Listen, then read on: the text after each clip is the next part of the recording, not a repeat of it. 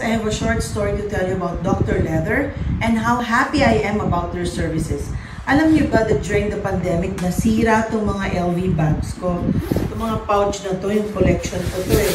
Kasi ito, nung pandemya, dahil matagal nang nakastock, hindi ginagamit, nasira po yung loob dito. Feeling ko hindi ko na magagamit, parang nagkalasog-lasog na yung loob. But look at how they fixed it. Ang ganda-ganda na, malinis na ulit, makinis, so ready to use na naman. Tapos, syempre, gumaspang din yung zipper, pero ngayon, tingnan mo, ang ganda na ng function ng zipper. Ganun din po ito. Para bang nag-moist yung loob niyan, nagkanda, sira-sira yung loob. Now, it's as good as new, kung makikita ninyo. And super ganda na sa loob, super kinis, and the same, nawala na rin yung stiffness ng zipper. Ito naman, nasira yung zipper nito sa taping kasi sa kakadala. Hindi na gumagana yung zipper na to, nasira. I waited months and months para maayos to. Wala akong makuhang mapag-aayusan ito.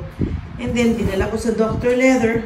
And now, my LV bags are as good as new.